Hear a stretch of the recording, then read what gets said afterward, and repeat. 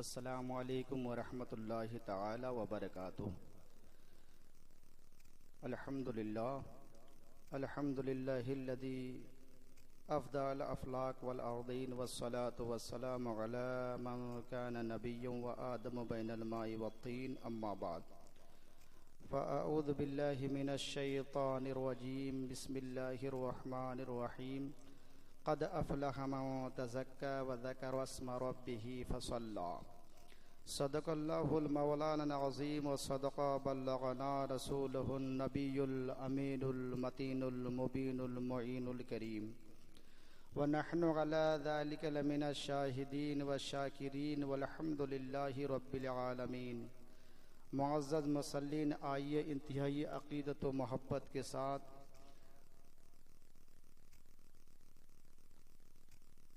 मरकज़ अक़ीदत के साथ अपने और सारी कायनात के मरकज़ अक़ीदत अरवा होना फ़िदा, जान आलमीन, राहतुल आशिकीन, मुरादुल मुश्तकीन, शम्सुल आरिफीन, सिराजुल सालिकीन, मिसबाहुल मुक़र्रबीन, मुहिब्बिल फ़ुक़राइ वल ग़ुरबाइ वल मसाकीन, सय्यद सकलैन, नबील हरमैन, इमामिल क़िबलतैन, वसीलतना फ़िद्दारैन, साहिबी क़ाब क़ौसैन, महबूब रब्बिल मशरिक़ैन वल मग़रिबैन, जद्दिल हसन वल हुसैन, मौलाना व मौला सकलैन, अबिल क़ासिम मुहम्मद बिन अब्दुल्लाह सल्लल्लाहु तआला अलैहि वसल्लम की बारगाह पुरवकार में दुरूद पाक का हदिया निछावर कर लें और पढ़िए बाआवाज़ बुलंद अल्लाहुम्मा सल्लि अला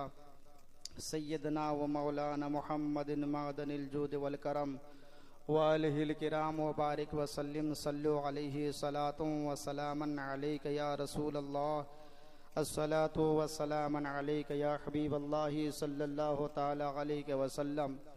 मुअज़्ज़ज़ सामीन, कुरान अज़ीम की बहुत ही एक मारूफ मशहूर आयत मुक़द्दसा की तिलावत आप सामीन के सामने की है। अल्लाह तबारक व तआला कुरान मजीद के अंदर इरशाद फरमाता है, क़द अफ़लहा मन तज़क्का, वो शख्स कामयाब हुआ जिसने पाकीज़गी हासिल की, वो मुराद को पहुँचा जिसने पाकीज़गी हासिल की और अपने रब का नाम लेकर, अपने रब का नाम याद करके नमाज़ अदा की।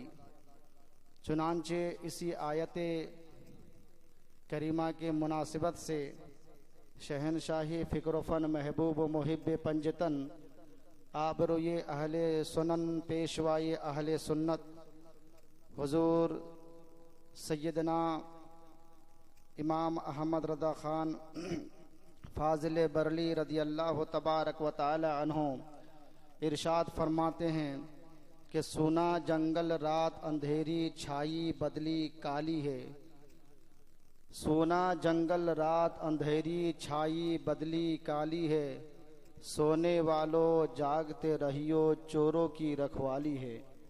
मेरे इमाम ने यूं ही ये अशआर हमारे हवाले न किए बल्कि असर हाज़र और दुनिया की कारकरतूत और उम्मत मुस्लिमा के कारनामे को देखते हुए मेरे इमाम ने लोगों को ये मिजाज दिया, ये पैगाम दिया कि लोगों ध्यान रखो, जिस दुनिया में तुम जी रहे हो, जिस दुनिया में हम जी रहे हैं, ये दुनिया क्या है, इमाम ने वो भी हमें बताया और आगाज़ यहाँ से किया कि सोना जंगल रात अंधेरी छाई बदली काली है, सोने वालों जागते रहियो चोरों की रखवाली है। और आँख से काजल साफ चुरा ले या वो चोर बलाके हैं, आँख से काजल साफ चुरा ले या वो चोर बलाके हैं, तेरी गठरी ताकी है और तूने नींद निकाली है। अशार ज़रा सख्त है, लेकिन उसकी वजाहत जो उलमा ने की है, इंशाअल्लाह मैं बुजुर्गान दीन के तशरीह को अपनाते हुए अपने अल्फाज के जामे में आप समात के हवाले करूंगा। और आगे कहते हैं कि साथी साथी कह के पुकारो, साथी हो तो जवाब दें। साथी साथी कह के पुकारो, साथी हो तो जवाब आए। क़यामत के उस मंजर को भी मेरे इमाम ने इस तरीके से खींचा है कि साथी साथी कह के पुकारो, साथी हो तो जवाब आए।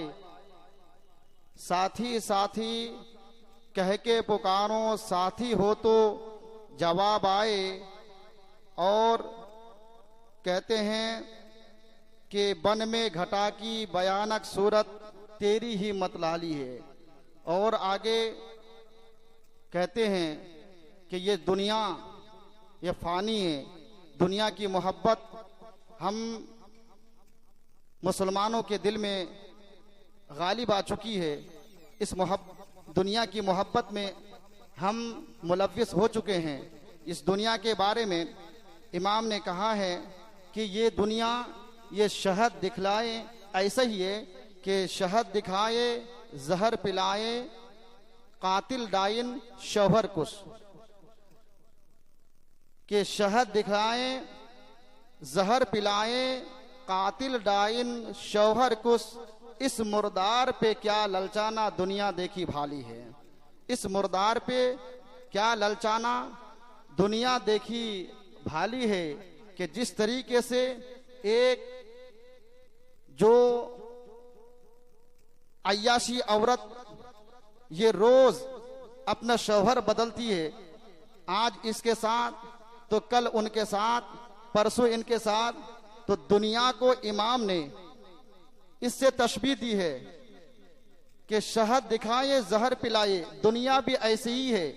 ये दुनिया के अंदर जो रंग रेलिया है, ये जो हरे भरे सब जो शादाब हम देख रहे हैं, इसकी मोहब्बत हमारे दिलों पर गालिब आ चुकी है। तो ऐसा ही है कि ये हमें शहद दिखलाकर जहर पिला रही है। यानी हमें इमाम ने मिजाज दिया, दर्स दिया कि हम दुनिया से दूर रहें, दुनिया की मोहब्बत को अपने दिल पर गालिब आने ना दे, बल्कि हम दुनिया पर गालिब आ जाएं। तो कहते हैं कि शहद दिखाए, जहर पिलाए, कातिल डाइन शौहर कुश। इस मुर्दार पे क्या ललचाना, दुनिया देखी भाली है। और आगे कहते हैं कि उसके बाद जो आपके चाहने वाले थे इमाम, तो हम करें क्या कि दुनिया की मोहब्बत में हम फंस चुके हैं, मुलव्विस हो चुके हैं। हम चाहते हैं कि दुनिया की मोहब्बत हमारे दिलों से दूर रहे, तो हम कहां जाए, किसकी चौखट पे हाजिरी दे। तो इमाम ने उसका भी हमें रास्ता बताया, फरमाया कि वो तो निहायत सस्ता सौदा, अगर आना है वहां आओ, जहां मुफ्त में सब कुछ तकसीम किया जाता है, बांटा जाता है। कि कहते हैं कि वो तो निहायत सस्ता सौदा बेच रहे हैं जन्नत का। वो तो निहायत सस्ता सौदा बेच रहे हैं जन्नत का। हम मुफलिस क्या मोल चुकाए, हम मुफलिस क्या मोल चुकाए, अपना ही हाथ खाली है, अपना ही हाथ खाली है। चुनांचे मैंने कुरान अजीम की एक बहुत ही मारूफ मशहूर आयत करीमा तिलावत की है कि अल्लाह तबारक व ताला हम सबको इस आयत करीमा पर अमल करने की तौफीक अता फरमाए। अल्लाह फरमाता है कि कामयाबी उस शख्स को हासिल हुई जिसने पाकिज़गी हासिल की और अपने रब का नाम ले करके, अपने रब को याद करके उसके बारगाह में अपने सर को टेकाया, अपने सर को रखा, अपने सर को झुकाया। कि आज हम देख रहे हैं इस पुरफितन और पुरआशो माहौल में कि आज दुनिया की मोहब्बत हम पर ऐसी गालिब आ चुकी है कि उखरवी जिंदगी को संवारने के बजाय हम दुनियाई जिंदगी को आरास्ता करने में लगे हैं। हर एक कामयाबी के पीछे हम भाग रहे हैं और हमारे जहनों में मुतादिद किस्म के ख्यालात समाये हुए हैं। कोई तो कहता है कामयाबी किस चीज का नाम है? जिसके पास अच्छे घर हो, यह कामयाबी की दलील। कोई कहता है कि बिल्डिंग की तामीर करना यह कामयाबी की दलील है। कोई कहता है कि किसी के पास अगर खेत खलियान ज्यादा है, यह कामयाबी की दलील है। कोई तो यह समझ रहा है कि कार गाड़ी रखना यह कामयाबी की दलील है। कोई तो यह समझ रहा है कि रुपए पैसे जिसके पास ज्यादा है वो शख्स सबसे बड़ा कामयाब है। कोई कहता है सोने चांदी हीरे जवाहिरात को इकट्ठा करके जमा करना यह सबसे बड़ी कामयाबी है। लेकिन ये मज़कूरा चीजें कभी भी कामयाबी की दलील हो नहीं सकती, न कभी हुई है और न ही कयामत तक हो सकती है। बल्कि कामयाबी किस चीज का नाम है? अल्लाह तबारक व तआला कुरान अजीम के अंदर हमें मिजाज देता है, बताता है। नबी पाक सल्लल्लाहु अलैहि वसल्लम फरमाते हैं, मेरे गुलामों, जिस चीज को तुम कामयाबी की दलील समझ रहे हो, कामयाबी का जीना समझ रहे हो, हकीकत में वो कामयाबी का जीना नहीं है, बल्कि ये तो दुनिया फानी है। ये सब के सब खत्म हो जाएंगे। आए थे खाली हाथ और जाना भी है खाली हाथ। अल्लाह अकबर। तो मेरे करीम आका अलैहिस्सलातु व तस्लीम फरमाते हैं, कामयाबी उस चीज का नाम है कि झोपड़ा है, झोपड़े में रह करके अल्लाह तबारक व तआला को याद करने का नाम ये कामयाबी है। नबी फरमाते हैं, मेरी छोटी छोटी सुन्नत पर अमल करके मुझे राजी करने का नाम कामयाबी है। अल्लाह अकबर। अपने दिल से बुग़्ज़ और हसद को दूर करने का नाम कामयाबी है। रुकू करने का नाम कामयाबी है। दरबार खुदाबंदी में अपने सर को झुका करके इनकिसारी करने का नाम कामयाबी है। अल्लाह को अल्लाह मान करके उनके फरामीन पर अमल करने का नाम कामयाबी है। नबी पाक सल्लल्लाहु अलैहि वसल्लम की मोहब्बत को दुनिया की मोहब्बत से ज्यादा मानने का नाम ये कामयाबी की दलील है। क्यों? आज जो हम सोच रहे हैं कि कामयाबी ये है, कामयाबी वो है, अगर कामयाबी बड़े बड़े महलों में, बड़े बड़े मोहल्लात में रहने का नाम अगर कामयाबी की दलील होता, अल्लाह अकबर, तो फिरौन से बढ़कर कामयाब कौन होता? फिरौन से बढ़कर कामयाब कौन होता? अगर बादशाही अगर कामयाबी की दलील होती, लल्लापुरा के जन्नती मुसलमानों सुनो, तो नमरूद से बढ़कर के बड़ा बादशाह इस दुनिया के अंदर कौन था? वो कामयाब नहीं है। और अगर सोना चांदी हीरे जवाहिरात इकट्ठा करने का नाम अगर कामयाबी की दलील है, तो कारून से बढ़कर कामयाब कोई नहीं होता।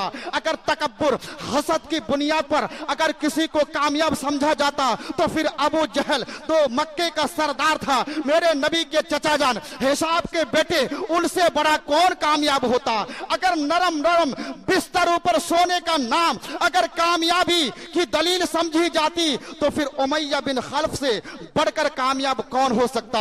मगर ये कायनात गवाह है, ये दुनिया गवाह है, मेरे रसूल कायनात गवाह है, अल्लाह की जात गवाह है कि ये सब के सब नाकाम है, ये सब के सब नामुराद है। दुनिया में इन लोगों की कोई हैसियत नहीं और ना ही मरने के बाद इनकी कोई हैसियत है। ये तो जहन्नम के तरह तरह के अजाब में मुलव्विस होंगे, तरह तरह के अजाब में ये गिरफ्तार किए जाएंगे। अल्लाह अकबर। ऐसी जगह पे इन लोगों को डाला जाएगा। नबी फरमाते हैं, जहां तारीक ही तारीकी होंगे, जहां अंधेरा ही अंधेरा होगा, जहां रोशनी का कोई नामो निशान नहीं होगा, ऐसी जगह पर ये सब होंगे।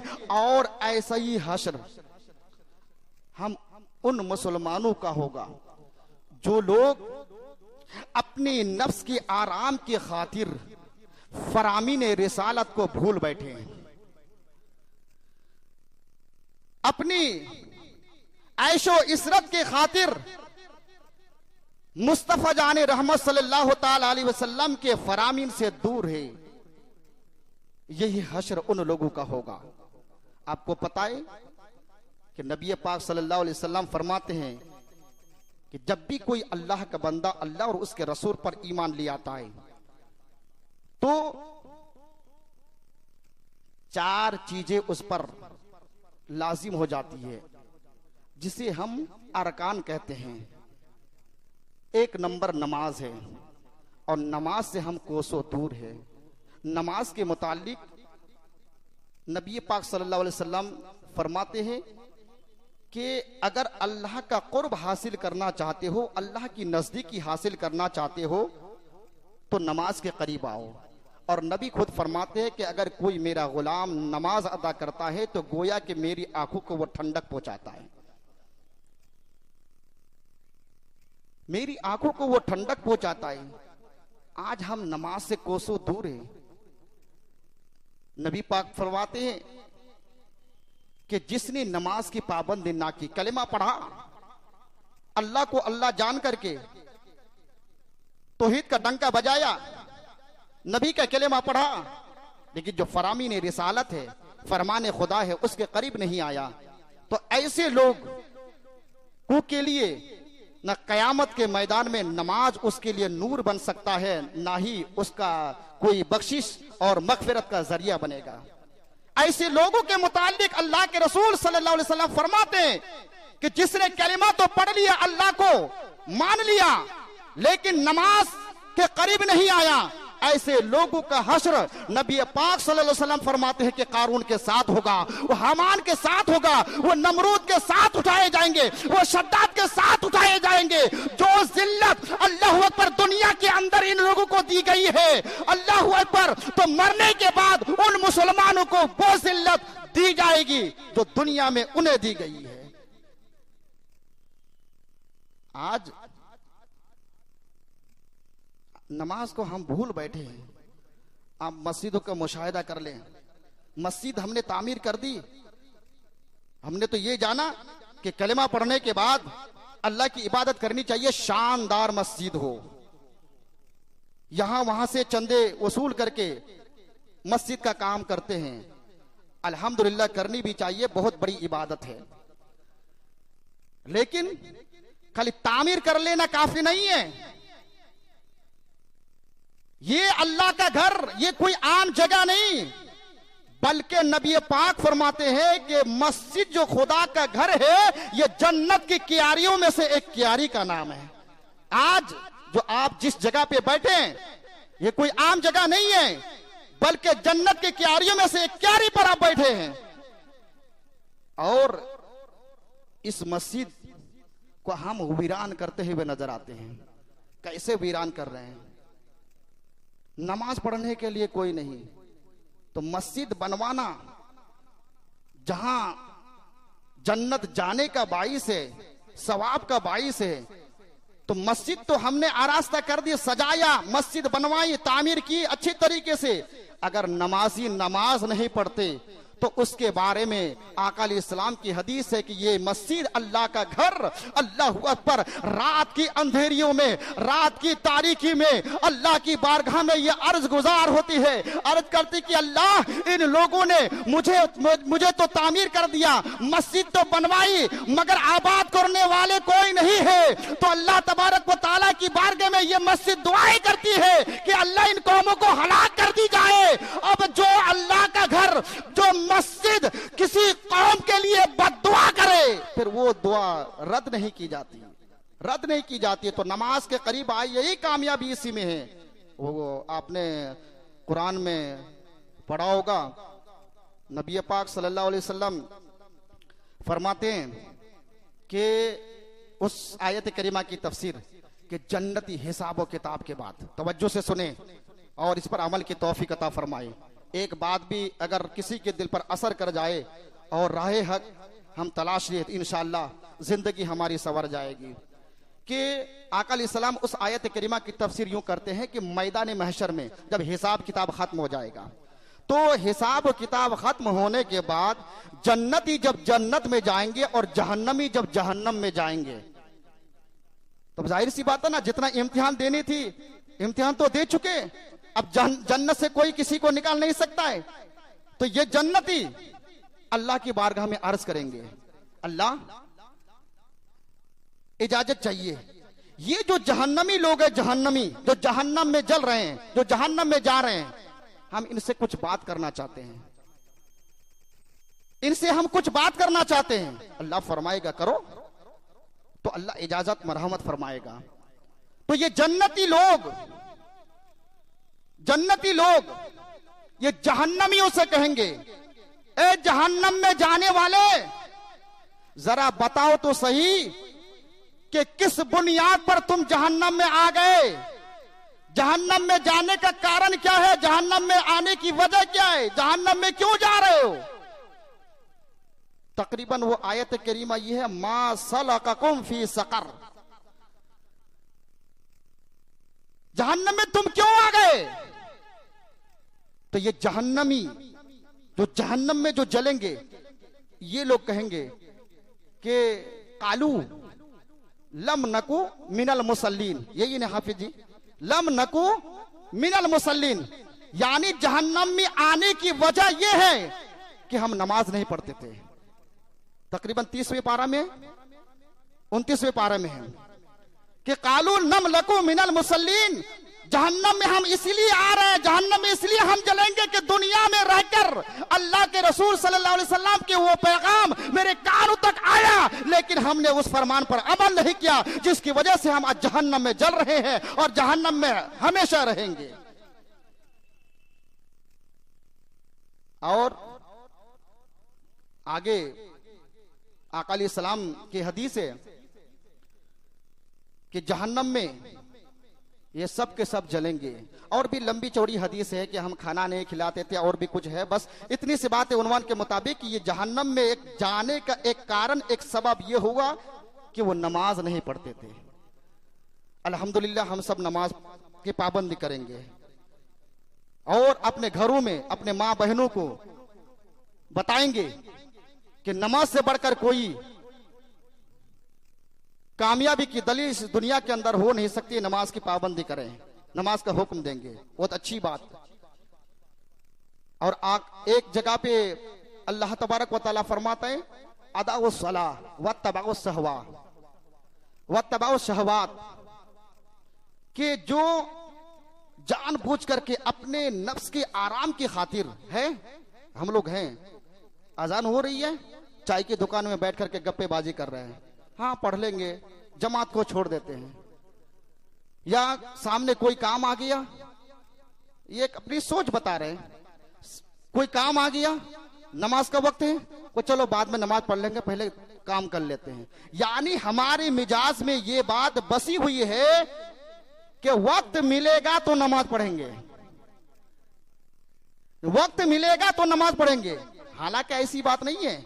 जो कुरान कहता है कि किसने कह दिया कि वक्त पर नमाज है, वक्त मिलने पर नमाज की पाबंदी है। अल्लाह फरमाता है, इन्ना सलाता कानत अलल मुमिनीना किताबा मौकूता, ये रात दिन 24 घंटे के अंदर 5 वक्त की नमाज फर्ज किया गया है, 5 वक्त की नमाज फर्ज किया। अल्लाह फरमाता है कि नमाज को 5 वक्तों पर फर्ज किया गया है, तो नमाज को उनके वक्त मुकर्ररा पर अदा करो, फिर टाइम मिले तब दुनिया का काम करो। आज हमने उसका बरअक्स कर दिया है, उसका बरअक्स कर दिया है। तो अपने नफ्स के आराम की खातिर नमाज को जाये कर देते हैं। तो फसा यलकौना गय्या, अनकरीब ऐसे लोग गय में डाले जाएंगे। गय, आका अलैहिस्सलाम फरमाते हैं कि गय एक जहन्नम की एक ऐसी वादी का नाम है, ऐसी वादी का नाम है कि जहां पे सिर्फ तारीकी ही तारीकी है, जहां बदबू ही बदबू है, इतनी बदबू है, इतनी बदबू है कि उसकी बदबू और गर्मी से दूसरे जहन्नम के तबके भी पनाह मांगते हुए नजर आते हैं। अलबत्ता वो लोग जो नमाज तो पढ़ते हैं मगर हल्का जान करके, नमाज को जो एक ने मगलूब करके, दुनिया के काम को गालिब समझ करके नमाज को जाये करते हैं, उन लोगों के लिए ये हुक्म है। आज अगर हम ये सोच बना ले, नहीं पहले हम अल्लाह को राजी करें, दुनिया का काम बाद में, इंशाअल्लाह हमें जरूर कामयाबी मिलेगी। और हमारे ऊपर जितने भी सहाबा, ताबीन, तबे ताबीन, औलिया किराम की जमात है, इन लोगों ने इस पर कामयाबी हासिल की। दुनिया के काम को बाद में किया, पहले अल्लाह रसूल को राजी किया, तो ये लोग कामयाब है कि आज उनका तस्करा हमारी जबानों पर जारी व सारी है।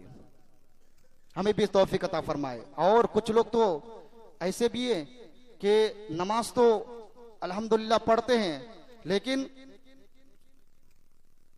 5 वक्त नमाज तो दूर की बात है, हफ्ते में तो एक दिन जुमे की नमाज है, जुमे की नमाज भी नहीं पढ़ते। ऐसे लोग मरने के बाद आका अलैहिस्सलाम को कैसे मुंह दिखाएंगे?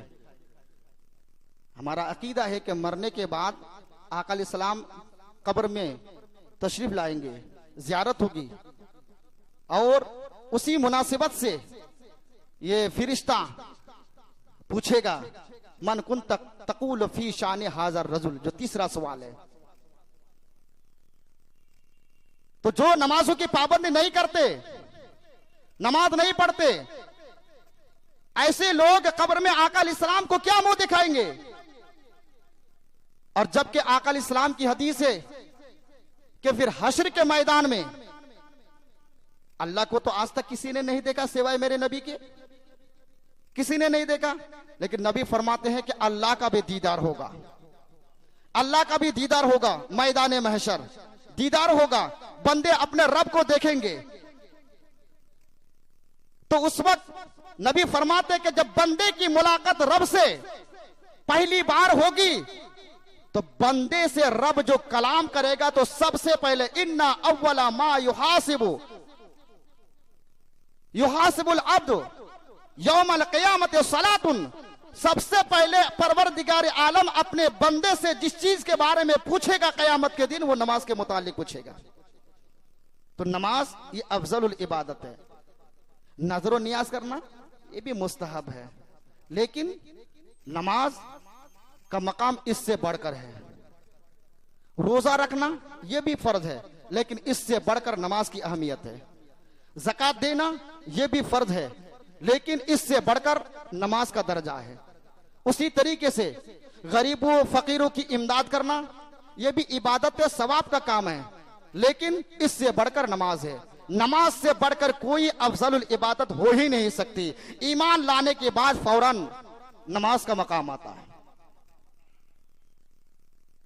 तो ये जो लोग नमाज को छोड़ देते हैं, तर्क कर बैठते हैं, अल्लाह तबारक व तआला किन लोगों को कैसा कैसा अजाब देगा, कभी हमने सोचा है, गौर किया है?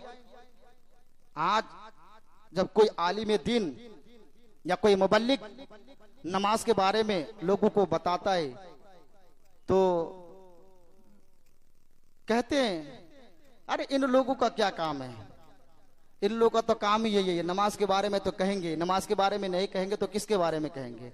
क्यों भाई, जरा सोचो, मरना तो है, जन्नत में भी जाना है, ये जन्नत मुफ्त में मिल जाएगी? जन्नत में सिर्फ आलिम दीन जाएंगे, हाफिज कुरान जाएंगे, सिर्फ उलमा जाएंगे? आपने नहीं जानी है, आपको भी जानी है, सबको जानी है। नमाज बेनमाजी के बारे में हदीस पाक में आता है, अल्लाह के रसूल सल्लल्लाहु अलैहि वसल्लम फरमाते हैं कि जब कोई बेनमाजी की मौत होती है, अल्लाह करे हम सबको नमाजी बना दे। जब किसी बेनमाजी की मौत होती है, तो जब उसको कब्र में रखा जाता है, जिसने नमाज नहीं पढ़ी है, तो अल्लाह तबारक व तआला उसके कब्र पर 99 सांप मुसल्लत कर देता है। 1-2 सांप नहीं, 99 सांप उसके कब्र पर मुसल्लत कर दिए जाते हैं। और उस सांप की ताकत और कुव्वत का आलम तो यह है कि अगर कब्र का वो सांप दुनिया में फुनकार दे, दुनिया में डंक मार दे, दुनिया में फूके, तो उसकी फूंक से अल्लाह अकबर पूरी कायनात जल जाए। अगर किसी पहाड़ पर डंक मार दे तो पहाड़ रेजा रेजा हो जाए। एक सांप की कुव्वत का आलम यह है। ऐसे 99 सांप कब्र पर मुसल्लत कर दिए जाते हैं सिर्फ डसने के लिए। क्या ये बातें हमारे दिमाग में नहीं है? दुनिया का अगर कोई कीड़ा हमें काट लेता है, चाहे चींटी की शक्ल में हो, चाहे चूहे की शक्ल में हो, या कोई और कीड़ा जब हमें काट ले इतनी तकलीफ होती है, इतनी तकलीफ होती है। वैसे एक कीड़ा या बिच्छू है, अल्लाह ना करे कि किसी को डंक मार दे, कि बिच्छू ये भी एक कीड़ा है, जब किसी को काटता है तो वही जानता है कि उसकी हालत, उसकी कैफियत कैसी होती है। बिच्छू जब किसी को काटता है तो किताबों में पढ़ा है मैंने कि अजीब एक कैफियत उसके जिस्म के अंदर पैदा, पूरा जिस्म अल्लाह हुआ पर वो जलने लगता है, तपिश होने लगती है और आग की तरह उसका पूरा बदन भाप मारने लगता है। तो दुनिया की एक बिच्छू, खेत का बिच्छू अगर किसी को काट ले तो उसकी ताकत, अल्लाह अकबर, उसकी जो है दर्द को, उसकी तकलीफ को हम बर्दाश्त नहीं कर सकते। अलबत्ता जिस अल्लाह ने सारी नेमत दे करके हमें भेजा है और कहा है कि मेरी इबादत करो, मेरा इकरार करो, मेरे महबूब को राजी करो, राजी ना करके, नमाज ना पढ़ करके, वो अल्लाह तबारक व तआला अल्लाह अकबर कब्र में जब हमारे लिए ऐसे सांप को मुसल्लत करेंगे तो फिर हम बर्दाश्त कैसे करेंगे? बर्दाश्त कर सकते हैं? नहीं कर सकते हैं। हर चीज के लिए हमारे पास टाइम ही टाइम है, हर चीज के लिए हमारे पास टाइम है। बताओ उस गुलाम का हश्र क्या होगा जो अपने आका की बारगाह में हाजिरी देने के लिए वो उसके पास टाइम नहीं होता। लिहाजा सोचो और अपना इरादा बदलो, इस तरीके से पलटो कि हमारे जिस्म से रूह अलग होने से पहले ही पहले हम पक्के नमाजी बन जाएं, पक्का मुसलमान बन जाए। सहाबाए किराम कहते हैं कि इब्तिदाई दौर में अहद रिसालत में हम मुसलमानों को जो पहचानते थे तो नमाजी से पहचानते थे। एक दौर था कि अगर नमाजी है तो मुसलमान है, पक्का मुसलमान है, अगर नमाजी नहीं है तो मुसलमान नहीं है। अब वो दौर कहां चला गया कि अल्लाह तबारक व तआला की बारगाह में अपने सर को झुकाने के लिए हमारे पास टाइम नहीं है। इतनी नेमतें दी है, वह इन तउद्दु नेमतल्लाहि ला तुहसूहा, कि सारी कायनात उसकी कीमत बनाना चाहे तो हम हरगिज़ बना नहीं सकते। उनकी बारगाह में अपने सर को झुकाने के लिए हमारे पास टाइम नहीं है। अल्लाह अकबर, चाय की दुकान में बैठ करके बातें करने के लिए हमारे पास टाइम है, मोबाइल में व्हाट्सएप चलाने के लिए हमारे पास टाइम है, जुए के पत्ते क्या कहते हैं, जुआ खेलने के लिए हमारे पास वक्त है, शराब पीने के लिए हमारे पास वक्त है, अय्याशी करने के लिए हमारे पास वक्त है, गाली गलौज देने के लिए हमारे पास वक्त है, गीबत करने के लिए हमारे पास वक्त है, चुगली करने के लिए हमारे पास वक्त है। यानी दुनिया के हर काम करने के लिए हमारे पास वक्त मौजूद है, मगर उस रब के पास, अल्लाह अकबर, उस रब की इबादत करने के लिए हमारे पास टाइम नहीं है। जिस रब ने अल्लाह अकबर इतनी बड़ी जिंदगी दी, हाथ दिया, दो आंखें दी, दिमाग दिया, चलने के लिए पैर दिया, अल्लाह अकबर इतनी नेमतें दी, उसका शुक्रिया अदा करने के लिए हमारे पास टाइम नहीं है। क्या होगा हमारा हश्र? नबी पाक सल्लल्लाहु अलैहि वसल्लम फरमाते जब किसी मुसलमान यानी नमाजी की मौत होती है ना, वो भी हदीस बयान कर दे, टाइम अनकरीब होने जा रहा है। आखिरी बात अर्ज करता चलो कि नबी पाक सल्लल्लाहु अलैहि वसल्लम फरमाते जब किसी नमाजी की मौत होती है, नमाजी की मौत होती है तो जब उसको कब्र में दफन करके लोग आ जाते हैं, तो वैसे तो हर बंदे की मौत जब होती है, चाहे मिट्टी आप जिस वक्त क्यों ना दे, रात 2 बजे हो, 1 बजे हो, लेकिन दफन के बाद जब हम वापस आ जाते हैं तो उसके लिए वो असर का वक्त होता है, असर का वक्त होता, मुनकर नकीर फौरन आ जाते हैं उस वक्त सवालात करने के लिए। तो नबी फरमाते हैं कि जब किसी नमाजी की, किसी मोमिन की मौत होती है तो फिरिश्ते जब उसके पास आता है और आने के बाद उसको जगाता है, ए अल्लाह के बंदो जाग जाओ, कुछ सवालात कर रही हैं। और जैसे ही उसकी आंखें खुलती हैं तो बड़ी तेजी के साथ वो खड़े होकर के कहता है कि बाद में बातचीत करना, देखते नहीं कि सूरज अभी गुरूब होने जा रहा है, असर का वक्त जा रहा है, पहले मुझे वुजू बनाकर नमाज अदा करने दीजिए, अपने सर को रब के हुजूर झुकाने दे, रब को राजी कर ले, उसके बाद जितनी बातें पूछनी है पूछ लेना। जब ये नमाजी कहता है तो अल्लाह तबारक व तआला की तरफ से निदा आती है, फरिश्तों तुमने देखा नहीं कि मेरा बंदा क्या कह रहा है, मेरा बंदा वफादार है, वफादार यार कि नमाज के इतनी पाबंदी है, दुनिया में इतनी पाबंदी की है कि मरने के बाद भी वो अपने रब को राजी करने के लिए कब्र में भी नमाज पढ़ने को तैयार है। अब फरिश्ते कहते हैं, फरिश्तों अब चलो चलो चलते हैं, चले अब इसकी कोई पुरस्कार ना की जाए, फरिश्ते चले जाते हैं। फिर होता क्या है, नबी पाक सल्लल्लाहु अलैहि वसल्लम आगे फरमाते हैं, फिर जब ऐलान कर दिया जाता है कि जन्नत की खिड़कियां उसके लिए खोल दी जाती है, जन्नत के दरवाजे उसके लिए खोल दिए जाएंगे, और जब वो जन्नत में जाएगा, कदम रखेगा, तो देखता क्या है कि एक हसीन वो जमील निहायत ही खूबसूरत औरत घूंघट डाले हुए बैठी हुई है। ये देख करके चौंक जाता है, पूछता है कि तू कौन है, और तू यहां क्या कर रही है? ये पूछता है तू यहां क्या कर रही है? तो वो अपने घूंघट को उतार कर कहती है, तुम्हें पता नहीं कि मैं तेरा हमदम हूं, मैं तेरा हमदम हूं, तुम्हारा साथी हूं। अल्लाह ने मुसल्लत किया है तुम्हारी हिफाजत के लिए, तुम्हारे साथ देने के लिए। कहती है तू यहां कैसे आ गई? तो फिर वो कहने लगती है कि इसलिए कि दुनिया में तूने अल्लाह की इतनी मोहब्बत, अल्लाह से इतनी मोहब्बत की है, नमाजों की इतनी पाबंदी की है, अल्लाह अकबर, नमाज के लिए तूने अपने बाप को छोड़ा है, नमाज के लिए तूने अपने भाई को छोड़ा है, नमाज के लिए तूने अपने दोस्तों अहबाब को छोड़ा है। जब भी अल्लाह के घर से निदा आई है, अल्लाह अकबर, दुनिया के काम को छोड़कर तू रब के हुजूर हाजिरी दी है।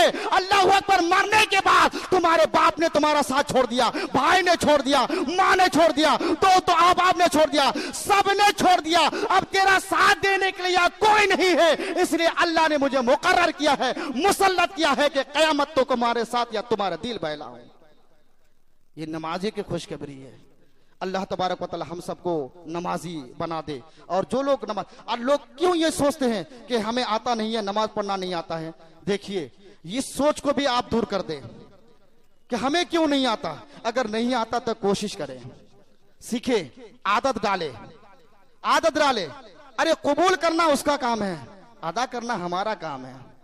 ये तो कोई नहीं बता सकता कि अल्लाह को कौन सी अदा हमारे पसंद आ जाएगी।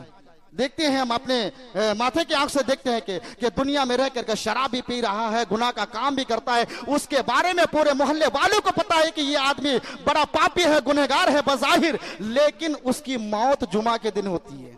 मुसलमान है, जुमा के दिन होती है, न जाने कौन सी अदा उसको पसंद आ गई। तो हम